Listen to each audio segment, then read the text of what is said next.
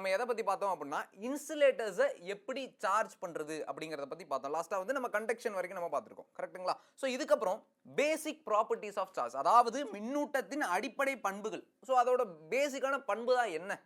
Okay, அப்படிங்கறத நம்ம பார்க்கணும் இல்லையா? சோ ஃபர்ஸ்ட் பாத்தீங்க அப்படின்னா அடிட்டிவிட்டி ஆஃப் சார்ஜஸ், அதாவது மின்னூட்ட சேர்க்கை, சார்ஜஸ் கன்சர்வ்டு மின்னூட்ட மாறாத்தன்மை, குவான்டைசேஷன் ஆஃப் சார்ஜ் மின்னூட்டத்தின் குவாண்டமாக்கல். என்ன சார் இதெல்லாம் அப்படிங்கறத நம்ம டாபிக்ல வந்து பார்க்கலாம் பாருங்க. சோ அடிட்டிவிட்டி ஆஃப் சார்ஜ் பேர்லயே இருக்கு, மின்னூட்ட சேர்க்கை. ஓகே, அப்ப ஏதோ சேர்க்கறாங்களா? ஆமா, இந்த இடத்துல சேர்க்கறாங்க. ஃபார் எக்ஸாம்பிள் நான் என்ன பண்றேன் அப்படின்னா இங்க ஒரு பாடி எடுத்துக்கிறேன். சரியா? So let it be a பாடி. அப்ப இந்த பாடிக்குள்ள சார்ஜஸ் இருக்குமா? கரெக்ட்டா? ஃபார் எக்ஸாம்பிள் இந்த இடத்துல Q1 அப்படின்ற சார்ஜ் இருக்கு, Q2 அப்படின்ற சார்ஜ் இருக்கு, Q4 அப்படின்ற சார்ஜ் இருக்கு, Q5 அப்படிங்கிற சார்ஜ் இருக்கு, -Q3 அப்படின்ற சார்ஜ் இருக்கு. கரெக்ட்டுங்களா? சரி, அப்போ இந்த அடிட்டிவிட்டி ஆஃப் சார்ஜ் என்ன சொல்லுது அப்படின்னா total charge on a body is the algebraic sum of all the charges located anywhere on the body. Okay, algebraic sum, which means எல்லாத்தையும் ஆட் பண்ண சொல்லுது. அப்ப total charge suppose Q அப்படிங்கறது எடுத்துக்கிட்டோம் அப்படின்னா எனக்கு என்ன இருக்கும்? ஒவ்வொரு சார்ஜஸையும் இண்டிவிஜுவலா நான் ஆட் பண்றேன். கரெக்ட்டா? அப்போ Q1 அப்படிங்கிறது இருக்கு, பிளஸ் Q2 அப்படிங்கிறது இருக்கு, பிளஸ் -Q3 அப்படிங்கிறது இருக்கு. கரெக்ட்டுங்களா? -Q3 அப்படிங்கிறது இருக்கு, பிளஸ் -Q4 அப்படிங்கிறது இருக்கு, பிளஸ் Q5 அப்படிங்கிறது இருக்கு. So I'm just adding. அப்போ எல்லாத்தையும் நான் சம் பண்றேன், கூட்டுறேன். அதான் மின்னூட்ட சேர்க்கை அப்படின்றது வந்து சொல்லுவாங்க. அப்போ ஆட் பண்ணும்போது எனக்கு என்ன கிடைக்கும்? Q1 plus Q2 minus Q3 minus Q4 plus Q5.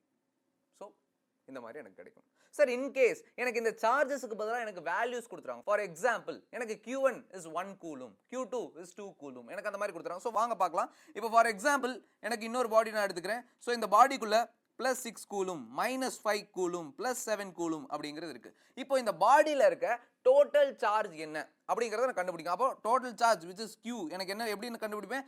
7 plus 6 minus 5 அப்படின்னு நான் கண்டுபிடிப்பேன். So that எனக்கு ஆன்சர் என்ன வரும்? 13 minus 5 which will be equal to 8. So Q will be equal to 8 coulomb. So இது மூலமா நான் என்ன சொல்ல வரேன் அப்படின்னா இந்த பர்టిక్యులர் பாடியில டோட்டல் சார்ஜ் என்ன அப்படின்னு பாத்தீங்க அப்படின்னா 8 coulomb அப்படிங்கிறது. சரிங்களா? சோ இதுதான் அடிட்டிவிட்டி ஆஃப் சார்ஜஸ் அப்படின்னு வந்து சொல்லுவாங்க. பியூட்டிஃபுல்லான விஷயம். சரிங்களா? சோ அடுத்து இன்னொரு ப்ராப்பர்ட்டி நம்ம என்ன பார்த்தோம்? Charge is conserved. கன்சர்வ் அப்படின்னா மாறா தன்மையை உடையது. என்ன சார் சொல்றீங்க? மாறாத்தன்மை உடையதா? அப்ப அது மாறாதா அப்படின்னு கேட்டா மாறாது. அதாவது புதுசா உருவாகவும் செய்யாது, அழியவும் செய்யாது. இருக்கக்கூடிய சார்ஜ் புதுசா உருவாகவும் செய்யாது, அழியவும் செய்யாது. அது ஒரு இடத்துல இருந்து இன்னொரு இடத்துக்கு டிரான்ஸ்ஃபர் ஆகும். அவ்வளவுதான். சரி, இன்னும் புரியலையா? வாங்க நம்ம டெஃபினிஷனுக்குள்ள போவோம். இன் ஐசோலேட்டட் சிஸ்டம், அதாவது ஒரு தனித்த அமைப்புல the total charge remains constant at all times. Okay, total charge அதாவது ஒரு தனியா ஒரு அமைப்பு இருக்கு. ஃபார் எக்ஸாம்பிள் நான் ஒரு ரூம்குள்ள இருக்கேன்னு வச்சுக்கோங்களேன். இந்த ரூம்குள்ள இருக்கிற டோட்டல் நம்பர் ஆஃப் சார்ஜ் எனக்கு கன்சர்வ்டா இருக்கும், which means மாறாது. ஓகே, இப்போ நான் இருக்கேன் அப்படின்னா இப்போ நான் வந்து இந்த பெண்ணை பிடிச்சிருக்கேன் அப்படின்னா என்னோட பாடியில இருக்க சார்ஜ் இதுக்கு போகுமே தவிர அப்போ இந்த டோட்டல் சிஸ்டம்ல இருக்க டோட்டல் நம்பர் ஆஃப் சார்ஜஸ் எனக்கு என்னவா இருக்கும் அப்படின்னா மாறாம இருக்கும், which is கன்சர்வ்டா இருக்கும் அப்படின்றத சொல்றாங்க. It is not possible to create or destroy net charge. Okay, it is not possible. Okay, carried by an isolated system, although the charge carrying particles may be created or destroyed. Okay, sometimes nature creates charged particles. A neutron turns into a proton and electron. Neutron வந்து புரோட்டானாவும் மாறும், எலக்ட்ரானாவும் மாறும் by nature. Clear? The proton and electron thus created have equal and opposite signs. நம்ம எல்லாத்துக்குமே தெரியும் electron அப்படிங்கிறது negatively charge அப்படிங்கிற நம்ம ஏற்கனவே பார்த்தோம் இல்லையா? புரோட்டான் அப்படிங்கிறது பாசிட்டிவ்லி சார்ஜ். அப்போ ஒரு ஐசோலேட்டட் சிஸ்டம் எடுத்துட்டோம். ஃபார் எக்ஸாம்பிள் இந்த இடத்துல நான் ஒரு பாடி எடுத்துக்கிறேன். சரியா? ஸோ இந்த பாடிக்கு வந்து எவ்வளவு சார்ஜ் இருக்கு அப்படின்னு பார்த்தீங்கன்னா +20 கூலம்ஸ் ஆஃப் சார்ஜ் வந்து இருக்கு. சரிங்களா? சோ இது ஒரு நியூட்ரல் பாடிக்குள்ள கான்டாக்ட்ல இருக்கும்போது என்ன ஆகுது அப்படின்னா there is a transfer of charges. இன்னொரு முக்கியமான விஷயம் என்ன அப்படின்னா இது வந்து ஒரு ஐசோலேட்டட் சிஸ்டம்ல இருக்கு, which means ஒரு தனித்த அமைப்புல இருக்கு. புரியுங்களா? அப்ப அந்த ஐசோலேட்டட் சிஸ்டம்ல ஒரு பாடி இன்னொரு பாடிக்குள்ள கான்டாக்ட்ல வரும்போது எனக்கு சார்ஜஸ் ட்ரான்ஸ்ஃபர் ஆகுது. எப்படி சார் ட்ரான்ஸ்ஃபர் ஆகுது? 10 கூலும் ட்ரான்ஸ்ஃபர் ஆயிடுது. புரிஞ்சுங்களா? சோ which means ஓவராலா அந்த இடத்துல பார்க்கும்போது 20 கூலும் தான், ஆனா charges been transferred. So this is called as charges conserved. மின்னூட்டத்தின் மாறாத்தன்மை புதுசா உருவாகவும் இல்ல, அழிக்கவும் பண்ணல, ஒரு இடத்துல இருந்து இன்னொரு இடத்துக்கு போயிருக்கு. இன்னும் ஐசோலேட்டட் சிஸ்டம். கிளியருங்களா? ஓகே, அடுத்து பாத்தீங்க அப்படின்னா குவான்டைசேஷன் ஆஃப் சார்ஜ், அதாவது மின்னூட்டத்தின் குவாண்டமாக்கல். குவான்டைசேஷன் அப்படின்றது நம்ம ஒரு வேல்யூ கொடுக்குறோம். சரிங்களா? பேசிக்காக ஒரு வேல்யூ கொடுக்குறோம். அப்போ electric charge are integral multiple of basic unit of charge. Sir இந்த பேசிக் யூனிட் ஆஃப் சார்ஜ் அப்படிங்கிறது எதை குறிக்குது? பேசிக் யூனிட் ஆஃப் சார்ஜ் அப்படிங்கிறது E. அப்போ பேசிக் யூனிட் ஆஃப் சார்ஜ் அப்படிங்கிறது என்ன? அப்போ E is equal to 1.60 into 10 power minus 19 coulomb. சரிங்களா? ஸோ இதுதான் பேசிக் யூனிட் ஆஃப் சார்ஜ். என்ன சொல்றாங்க அப்படின்னா, இந்த பேசிக் யூனிட் ஆஃப் சார்ஜை நான் ஒரு இன்டீஜர் கூட மல்டிபிள் பண்ணும்போது இட் பிகம் குவான்டைஸ்ட் அப்படின்னு வந்து சொல்றாங்க. சரிங்களா? சிம்பிளா சொல்றேன். ஃபார் எக்ஸாம்பிள் லெட் அஸ் சே என்கிட்ட ஒரு 10 5 ரூபா காயின்ஸ் இருக்கு. சரிங்களா? 10 5 ரூபா காயின்ஸ் இருக்கு. இப்போ நான் ஒருத்தவங்க வந்து என்கிட்ட கேட்குறாங்க, சார் ஒரு 9 rupees கொடுங்க அப்படின்னு வந்து கேட்குறாங்க. என்னால் 9 rupees கொடுக்க முடியுமா? அந்த இடத்துல 2 5 ரூபா கொடுக்க முடியும், விச் மீன்ஸ் அது 10 ரூபா ஆயிரும். 9 rupees வந்து என்னால் கொடுக்க முடியாது, which means it can't be divided into fractions. எனக்கு அரை சார்ஜ் கொடுங்க, 1.5 சார்ஜ் கொடுங்க, 2.5 சார்ஜ் கொடுங்க அப்படின்னு என்னால் கேட்க முடியாது. புரிஞ்சுங்களா? அப்போ it must be an integral multiple of the basic unit which is E. E is nothing but the basic unit. So இதோட integral multiples தான் எனக்கு என்னது? quantization of charge. அப்போ Q is the total charge. N அப்படிங்கிறது it must be an integer, it can't be a fraction. அது ஒரு fraction இருக்க வாய்ப்பில்லை. ஓகே, ஒரு integer இருக்கணும். அப்போ இந்த integer கூட I am multiplying the charge. Okay sir, அப்போ சார்ஜ் அப்படின்னு சொல்றீங்க, ரெண்டு சார்ஜ் இருக்கு, proton positively charge, electron negatively charge அப்படின்றது இருக்கு. அப்போ புரோட்டான் பாசிட்டிவ் சார்ஜ் அப்படின்றது அதனுடைய வேல்யூ என்ன? அதனுடைய வேல்யூ இதுதான். எலக்ட்ரான் அப்படின்றப்போ sir proton is positive, so it is positive. Electron is negative, அப்போ நான் புரோட்டானை பிளஸ் ஈன் டினோட் பண்ணுவேன், எலக்ட்ரானை மைனஸ் ஈன் டினோட் பண்ணுவேன். I will just add minus.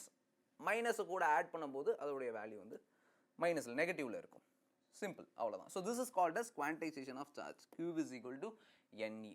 சரிங்களா? Okay, so Q is nothing but the charge on the body. So இது மூலியமா எனக்கு சார்ஜோட unit வந்துட்டு கூலும் அப்படிங்கிறது எனக்கு தெரியும். கரெக்டுங்களா? அப்போ 1 கூலும்னா என்ன sir? What is 1 coulomb? Okay, so நார்மலாக Q is equal to NE அப்படிங்கிறது எனக்கு தெரியும். சின்ன வயசில் நான் இன்னும் படிச்சிருப்பேன், இன்னொரு விஷயம் படிச்சிருப்பேன், Q is equal to I/T அப்படிங்கிறது நான் படிச்சிருப்பேன். கரெக்டுங்களா? அப்போ I/Tன்றது என்னது? Current per unit second. அப்போ 1 ஆம்பியர் ஆஃப் கரண்ட் ஒரு பர்டிகுலர் பாடியில் ஒரு செகண்ட்ல 1 ஆம்பியர் ஆஃப் கரண்ட் ஃப்ளோ ஆகுது அப்படின்னா, so then it is also called as 1 coulomb. கரெக்டுங்களா? So unit of electric charge is coulomb அப்படிங்கிறது எனக்கு தெரியும். கரெக்டுங்களா? ஸோ ரொம்ப ரொம்ப ஈஸியான விஷயம். ஸோ அடுத்து நான் வந்து பார்க்கலாம் பாருங்க.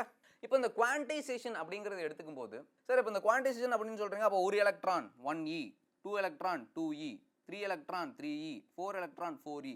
கரெக்ட்டுங்களா? ஸோ இந்த மாதிரி போகுமா? இப்போ எனக்கு 4 எலக்ட்ரான்ஸ் இருக்கு. So what is the total charge கேட்டால் எனக்கு 4 into 1.602 into 10 power minus 19 coulomb அப்படிங்கிறத நான் போடுவேன். கரெக்ட்டுங்களா? ஸோ மல்டிபிள் பண்ணால் எனக்கு 4 எலக்ட்ரான்ஸோடைய டோட்டல் சார்ஜ் வந்து என்னன்றது எனக்கு தெரிஞ்சிடும். சரிங்களா? ஸோ இப்போது இந்த பர்டிகுலர் திங்கை மேக்ரோஸ்கோபிக் லெவலில் நான் பார்க்கும்போது, அதாவது நான் ஜூம் அவுட் பண்ணி பார்க்குறேன். சரிங்களா? ஃபார் எக்ஸாம்பிள் ஒரு கியூ நிற்குது. சரிங்களா? ஒரு கியூ நிற்குது, ஒரு அப்படியே லைனில் நிற்கிறாங்க. ஓகே, ஸோ இதை நான் தூரத்துலேருந்து பார்க்கும்போது, ஸோ இந்த மாதிரி ஒரு கியூ நிற்குது. சரிங்களா? இந்த மாதிரி ஒரு கியூ நிற்குது. ஓகே, இதை நான் தூரத்துலேருந்து பார்க்கும்போது இது எனக்கு ஒரு லைன் மாதிரி தெரியும். கரெக்டாக? இது வந்து எனக்கு ஒரு லைன் மாதிரி தெரியும். அப்போ இந்த லைனில் ஒரு பர்சன் வெளியில் போனாலோ இல்லை ஒரு பர்சன் உள்ளே வந்தாலோ எனக்கு அவ்வளோவா டிஃப்ரென்ஸ் வந்து தெரியாது. கரெக்டாக? ஸோ தட் இந்த இடத்துல நான் என்ன எடுத்துக்கிறேன் அப்படின்னா, குவான்டைசேஷன் அப்படிங்கிற கான்செப்டே நான் வந்து விட்டுறேன். Okay, so charge appears to be continuous. Charge வந்து கண்டினியூஸாக இருக்கும் அப்படின்ற காரணத்தினால குவான்டைசேஷன் அப்படிங்கிறத நான் இந்த இடத்துல எடுத்துக்க மாட்டேன். ஏன் அப்படின்னா, நம்ம மேக்ரோஸ்கோபிக் லெவலில் பார்க்கும்போது ஒரு சின்ன சார்ஜ், ஒரு சின்ன எலக்ட்ரான் வந்து காணாம போகுது அப்படின்றத பற்றி என்னால் வந்துட்டு கரெக்டாக டிட்டர்மைன் பண்ண முடியாது. கரெக்டுங்களா? இதுவே நான் மைக்ரோஸ்கோபிக் லெவலில் போனேன் அப்படின்னா அதோடைய டிஸ்கிரீட் நேச்சர் அப்படிங்கிறது எனக்கு எப்போ தெரியும் அப்படின்னா, அது மைக்ரோஸ்கோபிக் லெவலில் இருக்கும்போது. ஸோ மைக்ரோஸ்கோபிக் லெவலில் அப்படின்னா நான் ஜூம் பண்ணி பார்க்குறேன். ஸோ ஆரம்பத்தில் எனக்கு எப்படி இருந்துச்சு சார்? இந்த மாதிரி லைனாக இந்த மாதிரி இருந்துச்சு. ஸோ இதை இன்னும் கொஞ்சம் நான் ஜூம் அவுட் பண்ணி பார்க்கும்போது it will appear like a line to me. கரெக்டா? இப்போ நான் இதை ஜூம் இன் பண்ணி பார்க்கும்போது எனக்கு எப்படி தெரியுது? இந்த மாதிரி பெருசாக தெரியுது. கரெக்டா? ஸோ இந்த மாதிரி பெருசாக தெரியும் போது வாட் ஹேப்பன்ஸ் சார்? எனக்கு அதனுடைய டிஸ்கிரீட் நேச்சரை என்னால் பார்க்க முடியுது. So here quantisation can be apply. So இந்த இடத்துல என்னால் குவான்டைசேஷன் வந்து அப்ளை பண்ண முடியும். சரிங்களா? ரொம்ப ரொம்ப ரொம்ப ஈஸியான விஷயம். இப்போ அடுத்தது என்ன பார்த்தீங்கன்னா, சார் ஒரு பாடி இருக்குது, ஒரு பாடியில் சார்ஜஸ் வந்து இருக்குது. சரியா? ஒரு சில சார்ஜஸ் இருக்குது. அப்போ இந்த சார்ஜஸுக்கு இடையில் இருக்கக்கூடிய ஃபோர்ஸ் என்ன அப்படின்னு கேட்டீங்க அப்படின்னா, அதை தான் கூலும் அப்படிங்கிறவர் வந்துட்டு ஒரு பியூட்டிஃபுல்லான ஒரு லா கொடுக்குறாரு. ஸோ அந்த லா பேஸ் பண்ணி என்ன சொல்கிறாரு அப்படின்னா, ரெண்டு சார்ஜஸுக்கு இடையில் இருக்க ஃபோர்ஸை வந்து அவர் டிட்டர்மைன் பண்ணுறாரு. அவர் என்ன சொல்கிறாரு அப்படின்னா, ஃபோர்ஸ் பிட்வீன் டூ சார்ஜஸ் எதை டிபெண்ட் பண்ணியிருக்கு அப்படின்னா, it is directly proportional to the product of the magnitude of the two charges. Product of magnitude of the two charges, which means அவர் என்ன சொல்றாரு அப்படின்னா force will be directly proportional to product of, for example, let us take q1 and q2.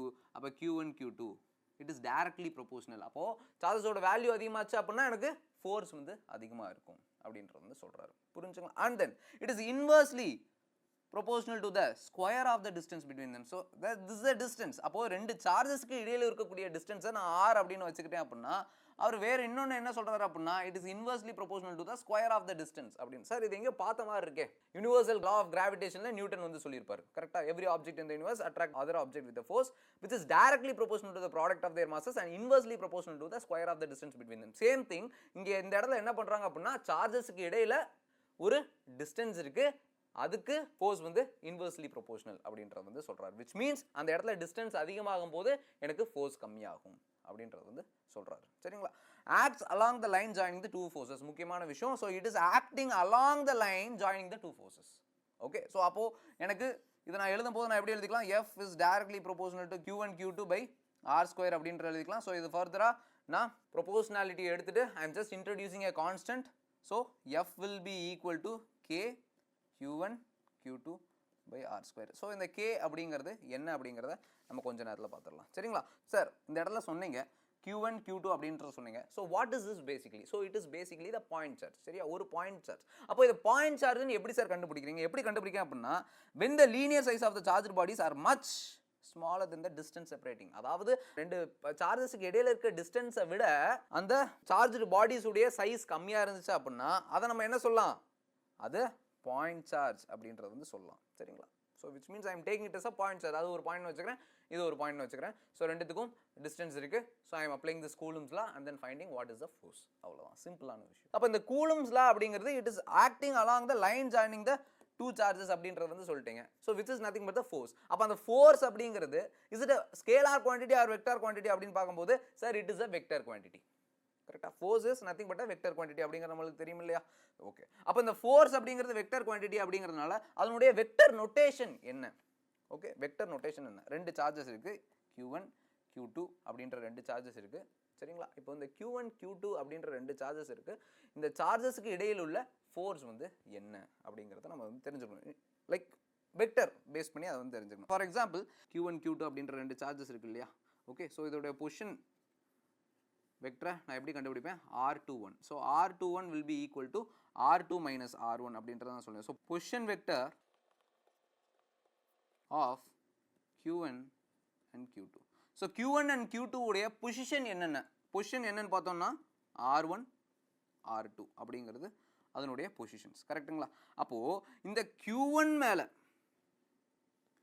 q2 என்ன force கொடுக்குது, q1 மேல q2 என்ன force கொடுக்குது அப்படிங்கறத நான் எப்படி டெரிவேட் பண்ணுவேன், force on q1 due to q2. சரிங்களா? அதை நான் எப்படி டெரிவேட் பண்ணுவேன் அப்படின்னா f12 அப்படின்றத டெரிவேட் பண்ணுவேன். ஃபார் எக்ஸாம்பிள் இப்படி ஞாபகம் வச்சுக்கோங்க. என்ன ஞாபகம் வச்சுக்கிறேன் அப்படின்னா ஃபோர்ஸ் f12 அப்படிங்கிறது ஃபோர்ஸ் ஆன் 1 டியூ டு 2. சரிங்களா? Force on 1 due to 2. அப்போ 2 இப்படி வச்சுக்கோங்க, இப்படி ஞாபகம் வச்சுக்கோங்க. சரிங்களா? அதாவது சார்ஜ் 1க்கு மேல 2னால இருக்கக்கூடிய ஃபோர்ஸ். அப்போ எது மேல அந்த ஃபோர்ஸ் வந்து ஆக்ட் ஆகுதோ அதை நான் ஃபர்ஸ்ட்ல எடுத்துப்பேன், செகண்ட்ல எது அந்த ஃபோர்ஸை கொடுக்குதோ அதை நான் செகண்ட்ல எடுத்துப்பேன். சரிங்களா? அதே மாதிரி force q2 due to q1 அப்படிங்கறத நான் என்னன்னு வச்சுப்பேன், ஸோ f21 அப்படிங்கறத வச்சுப்பேன். சரிங்களா? இந்த இடத்துல vectors leading from 1 to 2. Okay, charge 1 to 2 lead ஆகிற வெக்டர்ஸ் நான் எப்படின்னு வச்சுப்பேன், r21. இதுக்கு என்ன அர்த்தம், r21 அப்படிங்கிறது r2 minus r1. அப்போ அந்த r2 minus r1 பண்ணும்போது ஐ வில் ஃபைண்ட் அதுக்கு இடையில இருக்கக்கூடிய டிஸ்டன்ஸ் என்ன அப்படிங்கிறத எனக்கு தெரிஞ்சிடும். ஃபார் எக்ஸாம்பிள் சார்ஜ் q1 அப்படிங்கிறது வந்து எனக்கு அந்த ஸ்பேஸில் எனக்கு ஒரு பர்டிகுலர் டிஸ்டன்ஸ் r1 அப்படின்ற டிஸ்டன்ஸில் இருக்குது, இன்னொன்று வந்துட்டு r2 அப்படின்ற டிஸ்டன்ஸ் இருக்குது. இப்போ இது ரெண்டுத்துக்கும் இடையில் இருக்கக்கூடிய டிஸ்டன்ஸை கண்டுபிடிக்கிறதுக்கு I am using this r21 which will be equal to r2 minus r1 so that I will find the distance. ரெண்டுத்துக்கு இடையில இருக்கக்கூடிய டிஸ்டன்ஸ் வந்து நான் கண்டுபிடிச்சிருவேன். சரிங்களா சார்? இந்த இடத்துல 1 to 2 அப்படின்றது எனக்கு டிஸ்டன்ஸ் வந்து எனக்கு தெரிஞ்சிச்சு, which is R21 அப்படின்றத சொல்லிட்டீங்க. R12 அப்படிங்கிறது எனக்கு என்ன டினோட் பண்ணுதுன்னா 2 to 1 அப்படிங்கிற இதுல இருந்து நான் எடுத்துக்கிறேன். அதாவது 2ல இருந்து எனக்கு 1 வாட் இஸ் த டிஸ்டன்ஸ் அப்படிங்கிறத நான் எடுத்துக்கிறேன். சார் அப்போ 2 to 1 நீங்க எடுக்கும்போது R21 R12க்கு ஈக்குவலா இருக்குமா? எஸ், ஈக்குவலா இருக்கும். அதனுடைய மேக்னிடியூட் ஈக்குவலா இருக்கும். புரிஞ்சுங்களா? அதனுடைய மேக்னிடியூட் ஈக்குவலா இருக்கும். R12 will be equal to R21. சரிங்களா? ஓகே, சரி சார். அப்போ இந்த ஃபோர்ஸ் எந்த டைரக்ஷன்ல ஆக்ட் ஆகுது, பர்டிகுலரா எந்த டைரக்ஷன் ஆக்ட் ஆகுது? அப்போ in order to get the specific direction கிடைக்கிறதுக்கு so I will take this unit vector. அப்போ நான் எதை எடுத்துப்பேன்? யூனிட் வெக்டர் எடுத்துப்பேன். அப்போ R21 which will be equal to R21 vector by mod of R21. புரிஞ்சுங்களா? So that I will get this thing. புரிஞ்சா? அப்போ இது எதை டினோட் பண்ணுது? எந்த டைரக்ஷனில் இட் இஸ் பீன் ஆக்டிங் அப்படிங்கிறத எனக்கு டினோட் பண்ணுது. சரி, ஓகே சார், ஃபைன். ஓகே, சரி. அப்போது வாட் இஸ் அ ஃபோர்ஸ்? அப்போ F21 அப்படிங்கிறது எதை டினோட் பண்ணுது? F21 அப்படிங்கிறது 2 மேலே, அதாவது சார்ஜ் 2 மேலே 1 எவ்வளோ ஃபோர்ஸ் ஆக்ட் பண்ணுது அப்படிங்கிறத டினோட் பண்ணுது. அப்போ F21 அப்படிங்கிறது எதை டினோட் பண்ணுதுன்னா 1/4πε0 Q1 Q2 by R square. எந்த டைரக்ஷன்? R21 அப்படிங்கிற டைரக்ஷன். ஓகே, சரி சார். அப்போது இது எதுக்கு ஈக்குவலாக இருக்கும்? அப்போ F21 எனக்கு எதுக்கு ஈக்குவலாக இருக்குன்னா -F12க்கு ஈக்குவலாக இருக்கும். Okay, because it is acting in the opposite direction. சரியா? F21 அப்படிங்கிறது சார்ஜ் 2 மேலே சார்ஜ் 1 செய்யக்கூடிய ஒரு ஃபோர்ஸ். F12 அப்படிங்கிறது சார்ஜ் 1 மேலே சார்ஜ் 2 செய்யக்கூடிய ஃபோர்ஸ். சரிங்களா? ரொம்ப ரொம்ப சிம்பிளான விஷயம். So which is acting in the opposite direction அப்படிங்கிறதுனால so I am taking this. சரியா? அப்போது sir if Q1 into Q2 greater than 0 இருந்துச்சு அப்படின்னா what I can say there is a force of repulsion அப்படிங்கிறத சொல்லலாம். சரிங்களா? அதாவது 0க்கு மேலே, which means if it is பாசிட்டிவாக இருந்துச்சு அப்படின்னா அதை நான் என்னன்னு சொல்லலாம்? It is repelling each other, repulsion இருக்கு அப்படின்றத நான் சொல்லலாம். Q1 into Q2 எனக்கு லெஸ் தென் 0 இருந்துச்சு அப்படின்னா நான் என்னன்னு சொல்லலாம்? It is in the force of attraction அப்படிங்கிறத நான் சொல்லலாம். சரிங்களா? ரொம்ப ரொம்ப ரொம்ப ஈஸியான விஷயம். அப்போது கூலும்ஸ் லானுடைய வெக்டர் நோட்டேஷன் அப்படிங்கிறத நம்ம என்னன்னு பார்த்துட்டோம். சரியா? Fine, okay. இப்போது இந்த இடத்துல 1/4πε0 சொன்னீங்களே, என்னதுதான் இது? இதுக்கு முன்னாடி கூலும்ஸ் லா அப்படின்னு சொல்லும் போது F is equal to K Q1 Q2 by R square சொன்னீங்க. இந்த இடத்துல 1/4πε0 அப்படின்னு சொல்றீங்களா? அப்போ K உடைய வேல்யூ என்ன? K னுடைய வேல்யூ தான் 1/4πε0. சரிங்களா? சரி, இதுக்கு முன்னாடி கூலும்ஸ் லால ஃபோர்ஸ்னு சொல்லிட்டு இருந்தீங்க. அப்போ இந்த ஃபோர்ஸோட யூனிட் நியூட்டனா? கரெக்டா? ஃபோர்ஸ்னுடைய யூனிட் வந்து எனக்கு நியூட்டனா? கரெக்டா? அப்போ இந்த இதில் நியூட்டனே நீங்கள் எந்த இடத்துலையுமே மென்ஷன் பண்ணலையே. அப்போ what is the actual value of ஃபோர்ஸ்னுடைய ஆக்சுவல் வேல்யூ தான் என்ன? When charge of 1 coulomb, 2 charge எடுத்துக்கிறேன். 2 சார்ஜுனுடைய வேல்யூ வந்துட்டு 1 கூலும், டிஸ்டன்ஸ் வந்து 1 சென்டிமீட்டர் டிஸ்டன்ஸ் இருக்குது. அப்போது வாட் இஸ் த ஃபோர்ஸ் அப்படின்றது தெரிஞ்சுக்கிறதுக்கு முன்னாடி எனக்கு 1/4πε0 அப்படிங்கிறது எனக்கு தெரியணும். எப்சிலான் அப்படிங்கிறது இருக்கு இல்லையா? அப்போ எப்சிலான் அப்படிங்கிறது என்னது? It is called as the permittivity of free space, அதாவது வெற்றிடத்தின் விடுதிறன் அப்படின்றது வந்து சொல்லுவாங்க. ஸோ அதனுடைய வேல்யூ இருக்குது 8.854 × 10⁻⁻12 coulomb square newton power -3 meter power -2. சரிங்களா? So okay. ஸோ ஒன்ஸ் நான் இதெல்லாம் வேல்யூஸ் தான் சப்ஸ்டியூட் பண்ணும்போது I will get 9 × 10⁻5 newton metre square coulomb power -2. So this is the value of K. So கேனுடைய வேல்யூ இதான் என்ன அப்படின்னு பார்த்தீங்க அப்படின்னா 9 × 10⁻5. சரிங்க சார். அப்போ ஃபோர்ஸ் அப்படின்னா என்ன? ஃபோர்ஸ் அப்படிங்கிறது K Q1 Q2 by R square அப்படின்றத நம்ம பார்த்தோம். கரெக்டாக? அப்போ கேனுடைய வேல்யூ எனக்கு தெரிஞ்சிச்சு. இதுக்கு பதிலாக நான் வேல்யூஸை சப்ஸ்டியூட் பண்ணேன் அப்படின்னா எனக்கு ஃபோர்ஸ் பிட்வீன் 2 சார்ஜஸ் அப்படிங்கிறது என்னன்றது எனக்கு தெரிஞ்சிடும். அப்போது அதுக்கு நம்ம வேல்யூ கொடுக்கலாமா? வேல்யூ கொடுக்கலாம். Q1 அப்படிங்கிறதுக்கு 1 கூலும் அப்படிங்கிற வேல்யூ கொடுக்கலாம். Q2 அப்படிங்கிறது 1 கூலும் அப்படின்றது கொடுக்கலாம். R is nothing but 1 metre. So F is equal to K. கரெக்டாக? எப்போ இதெல்லாம் இதுக்கு ஈக்குவலாக இருக்கும். அப்போ வாட் இஸ் த ஆன்சர்? எஃப்க்கு என்ன வேல்யூ வரும் அப்படின்னு பார்த்தீங்கன்னா 9 × 10⁻9 நியூட்டன்ஸ் வந்து வரும். ஸோ 1 கூலும் அப்படிங்கிறது என்ன? It is a charge that when placed at a distance of 1 meter from another charge of the same magnitude in vacuum experiences an electrical force of repulsion of magnitude 9 × 10⁻9 Newton. Okay, so 1 coulomb அப்படிங்கிறது it is evidently very large. அது வந்து அதனுடைய value வந்து ரொம்ப அதிகம். ஏன் அப்படின்னா பாருங்க, what is the force? 9 × 10⁻9 Newton அப்படிங்கிறது its value is more.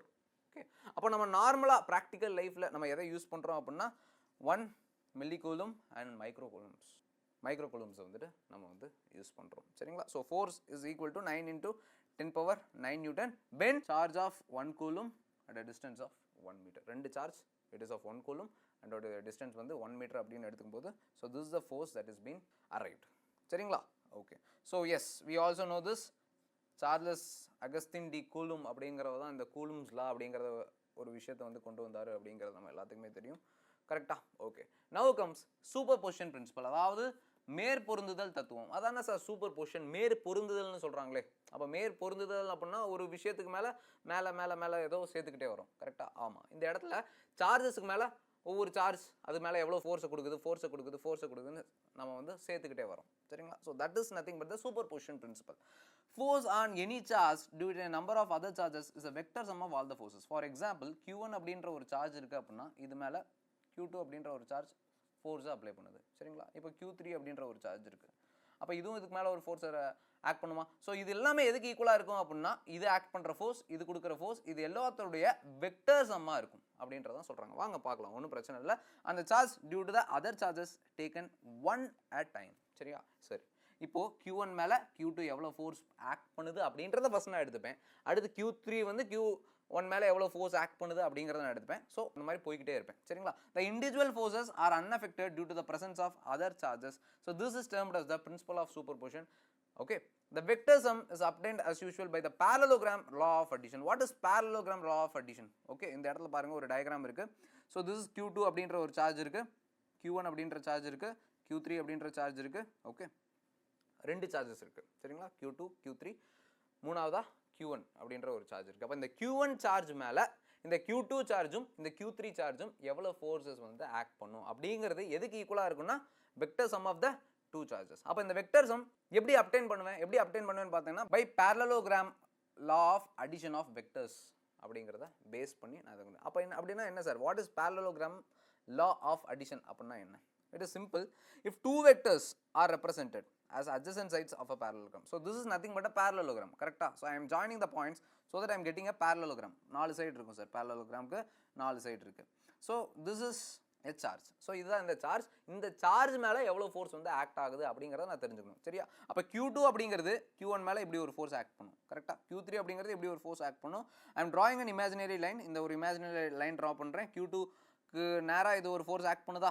So yes. So இங்கே ஒரு இமேஜினரி லைன் ட்ரா பண்ணுறேன். So I am getting sir, அப்போ ஃபோர்ஸ் எங்கே தான் ஆக்ட் ஆகும்னா towards this direction. So that is F1. சரியா? அப்போ என்ன சொல்கிறாங்க அப்படின்னா the resultant vector is represented by the diagonal of the parallelogram passing through the same point, which means என்ன சொல்கிறாங்க அப்படின்னா Q1 மேலே Q2 ஒரு ஃபோர்ஸ் கொடுக்குது, Q1 மேலே Q3 ஒரு ஃபோர்ஸ் கொடுக்குது. So what is the total force, resultant force எப்படி இருக்கும் அப்படின்னா எனக்கு diagonal of the parallelogram உடைய டைரக்ஷனில் இருக்கும் அப்படின்றத வந்து சொன்னாங்க. So that I am getting the force F1 here. So F1 அப்படின்றது தான் ரிசல்டன்ட் ஃபோர்ஸ். அப்போது F13 அப்படிங்கிறது என்ன டினோட் பண்ணுது? சார்ஜ் 1க்கு மேலே 3 எவ்வளோ ஃபோர்ஸ் கொடுக்குது, சார்ஜ் 3 எனக்கு எவ்வளோ ஃபோர்ஸ் கொடுக்குது. அப்போ F12 அப்படிங்கிறது சார்ஜ் 1க்கு மேலே சார்ஜ் 2 எவ்வளோ ஃபோர்ஸ் கொடுக்குது. So what is the total force அப்படின்றது இட் இஸ் ஆக்டிங் டயகனல். புரிஞ்சா? ரொம்ப ரொம்ப ஈஸியான விஷயம். சேம் இந்த கேஸ் ஆஃப் இயர்.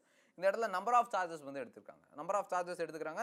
ஸோ பார்த்தீங்க அப்படின்னா F1 will be acting here. Okay, so principle of சூப்பர் பொசிஷனை பேஸ் பண்ணி இங்கே ஒரு எக்ஸாம்பிள் பார்க்கலாம். என்ன அப்படின்னு பார்த்தீங்க அப்படின்னா லெட் அஸ் டேக் ஹியர். அப்போ Q1 அப்படின்ற ஒரு சார்ஜ் எடுத்துக்கிறேன், Q2 அப்படின்ற ஒரு சார்ஜ் எடுத்துக்கிறேன், Q3, Q4, so up to Qn அப்படிங்கிறத நம்ம வந்து இங்கே இந்த இடத்துல எடுத்துக்கிறோம். சரிங்களா? It is in open space. அது வந்து ஒரு ஓப்பன் ஸ்பேஸில் இருக்குது. கரெக்டாக? அப்போ ஓப்பன் ஸ்பேஸில் இருக்குது அப்படின்னா இட் மஸ்ட் ஹேவ் அ பொசிஷனா. இதுக்கு ஒரு பொசிஷன் இருக்கணுமா?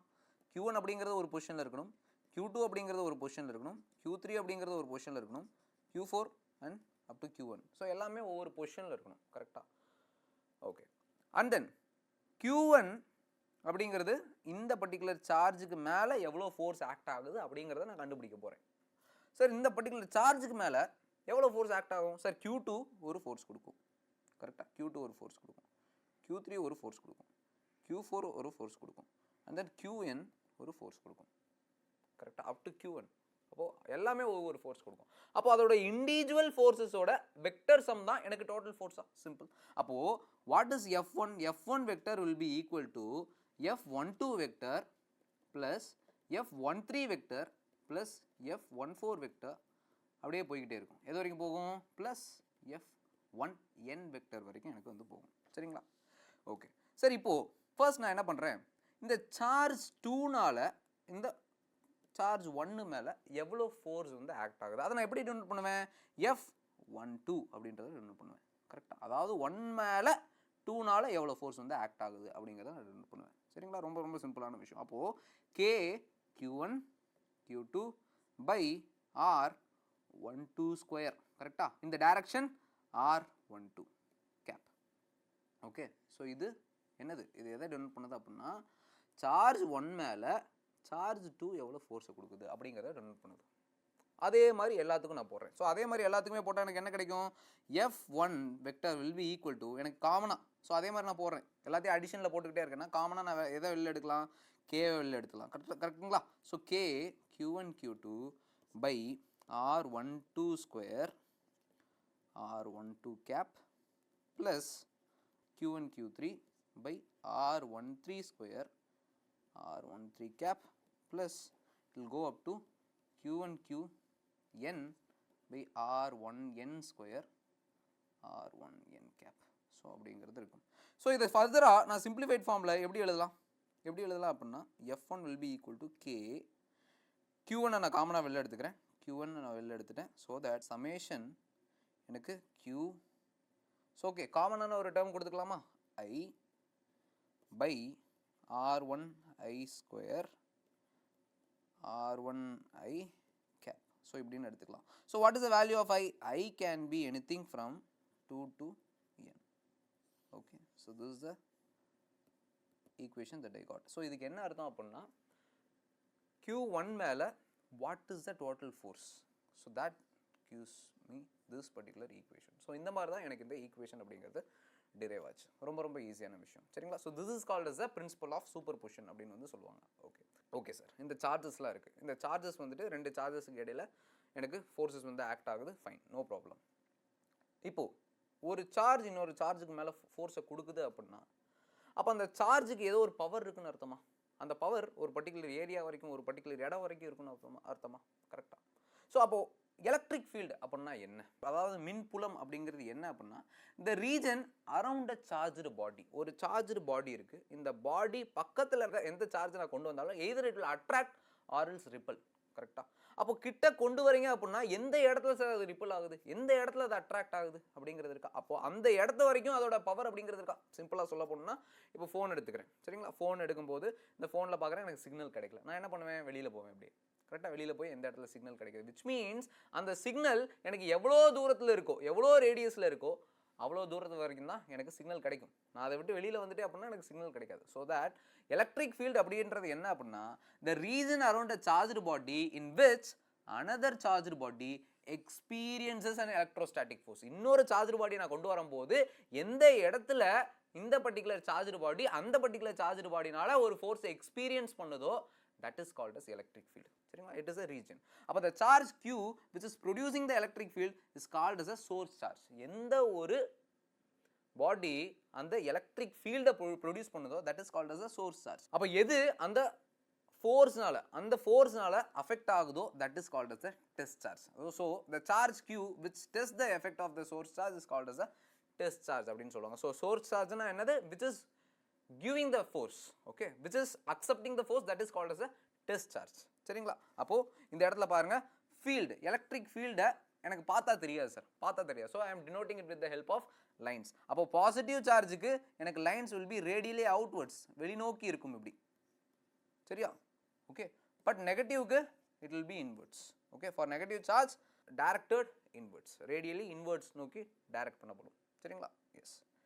Okay. So what is electric field lines? நான் ஏற்கனவே சொன்ன மாதிரி அதை என்னால் கண்ணில் பார்க்க முடியாது. So I am denoting it with the help of lines.